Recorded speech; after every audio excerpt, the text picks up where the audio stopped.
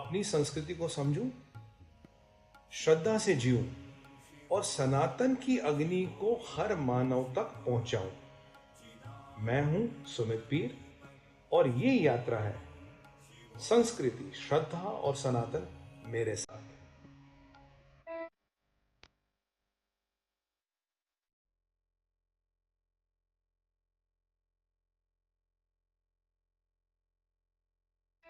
जय सिया राम, राधे राधे।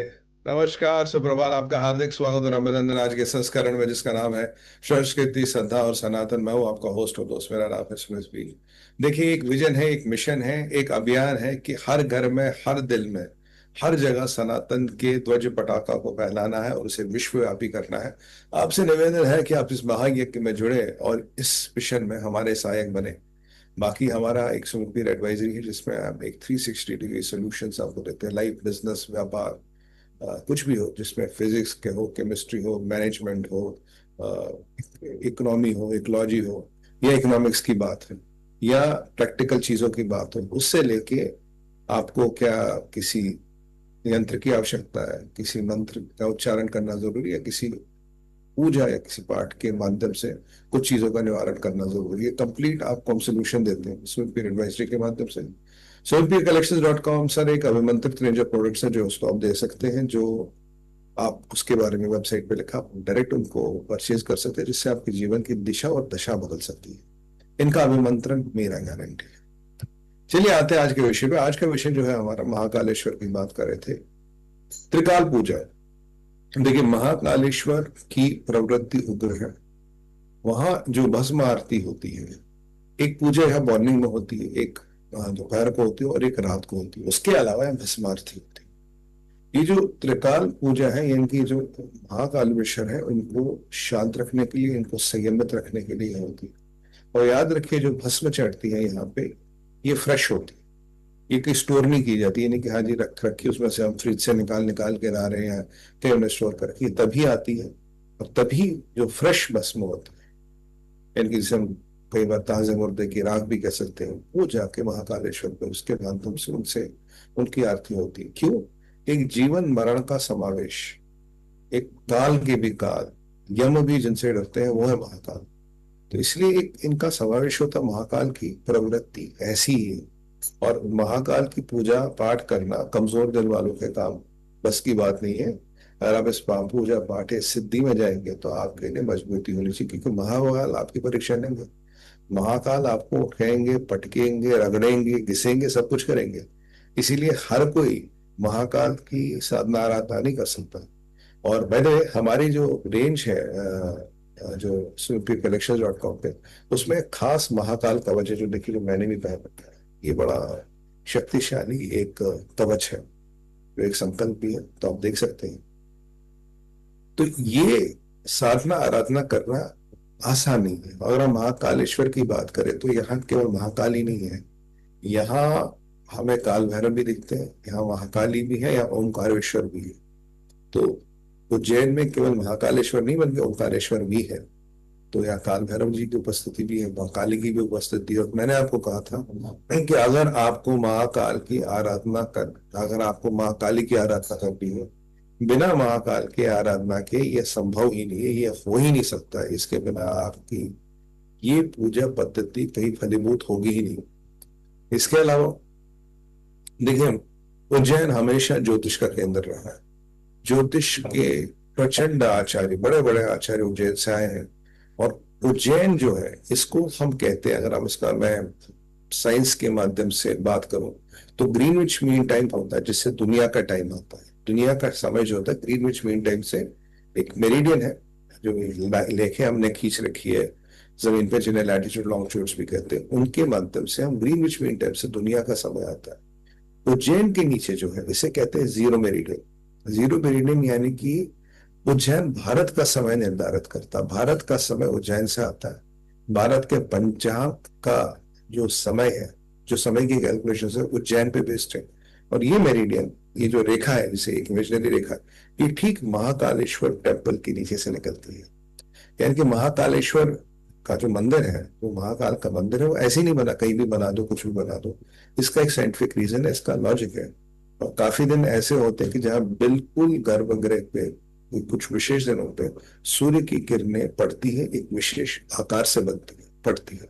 यानी कि ये जो मंदिर का निर्माण जब भी हुआ था, और इसको ध्वस्त इसीलिए किया है, आक्रांतों ने, आतताइयों ने, डर लगता था उन्हें सनातन की ताकत से, इसीलिए किया ताकि ये जो महानतम चीजें हैं ये बाहर ना जाए, ये दुनिया को पता न लगे। तो उस जमाने में कॉस्मिक साइंस जिसे कहते हैं, जिसे आज एस्ट्रोफिजिक्स कहते हैं, ये सब चीजों का ज्ञान हमें था, उनका समावेश करते हुए साहब हमने ये सब चीजें की।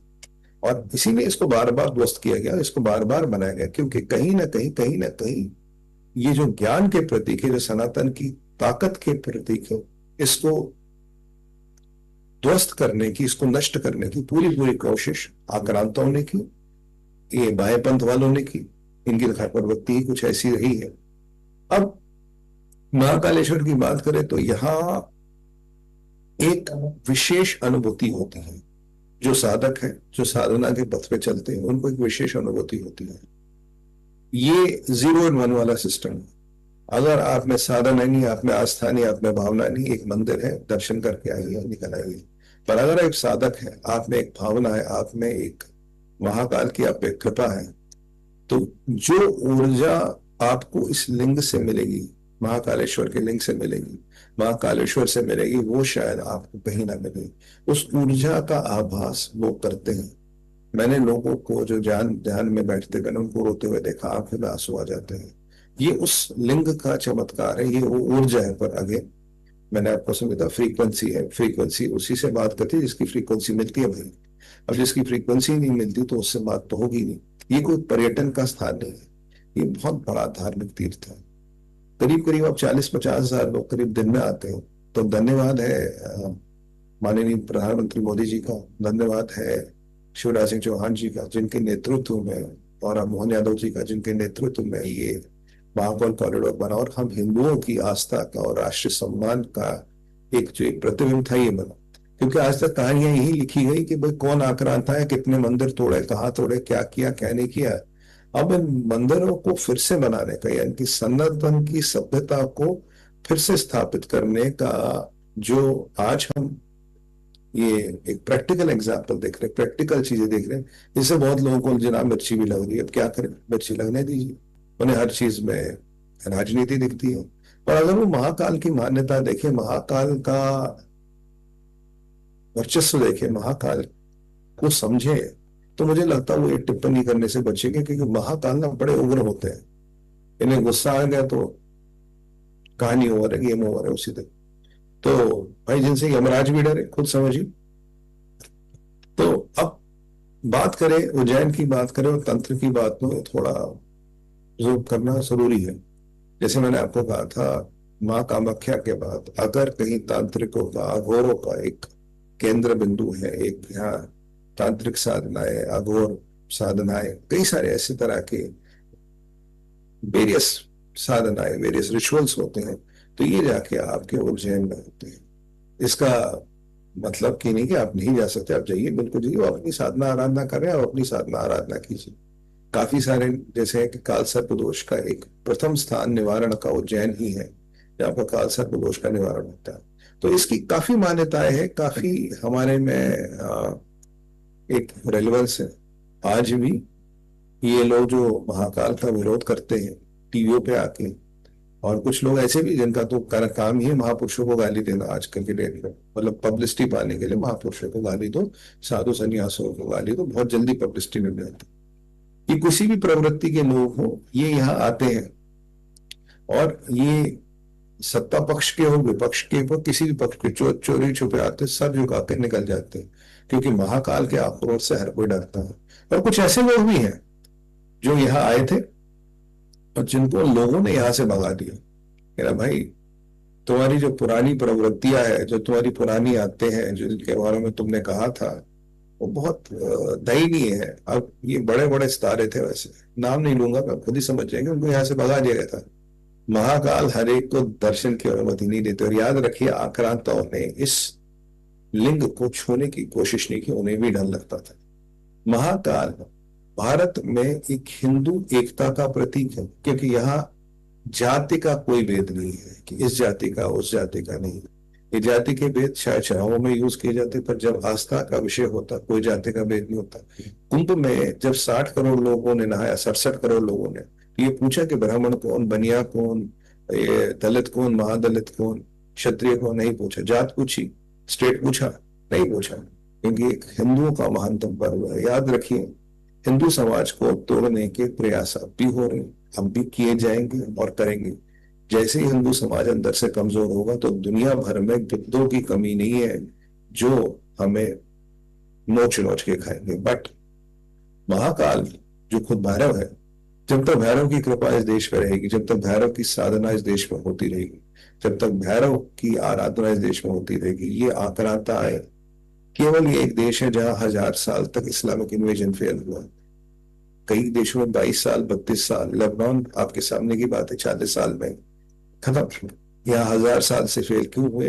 क्योंकि कुछ इस दिव्य भूमि में एक शक्ति है, इस दिव्य भूमि में एक तेज है, यहाँ एक महाकाल का सानिध्य है, जिसके कारण ये दिव्य भूमि अटल और अजर है। ये महाकाल और भैरव क्षेत्रपाल है। महाकाल या भैरव का कोई भी रूप धर्म की और क्षेत्र की, दोनों की रक्षा करता है।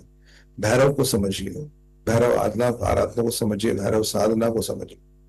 बहुत भ्रांतियां हैं भैरव के बारे में समाज में जो गलत है। हमारा प्रयास रहेगा धीरे धीरे हम एक सही चित्रण आपके सामने करें। बट समझिए, भैरव भैरव आराधना करने से पहले भैरव को समझिए, भैरव की प्रवृत्ति को समझिए। ये देखिए कि क्या आपको वो साधना सूट भी करेगी या नहीं करेगी। मेरे कल एक मित्र मैंने कह रहा मैं तो भैरव साधना शुरू कर दे। मैं कहा भाई 880 वोल्ट वो मत जाएंगे, 880 वोल्ट का करंट है, ये तो मतलब समझाने के लिए कहा। तो वैसे कहने का मन विचार तो बहुत है, पर अभी समय की सीमा है और ज्योतिष का केंद्र है महाकालेश्वर। समय की सीमा तो अपनी वाणी को विराम देना पड़ेगा। पर सुमित पीर एडवाइजरी आपके सामने है, 360 डिग्री सोल्यूशन, साइंस और सनातन का मिल के एक सोल्यूशन, 100%। अभिमंत्रित range product, range of products आप देख रहे हैं। भारत विचार को सब्सक्राइब करिए, सनातन वाणी में सुमित पीर को सब्सक्राइब करिए, और हम आपसे मिलते रहेंगे। फिलहाल आपसे आज्ञा लेते हैं। भारत माता की जय, वंदे मातरम, ओम नमः पार्वती पतया, हर हर हर महादेव।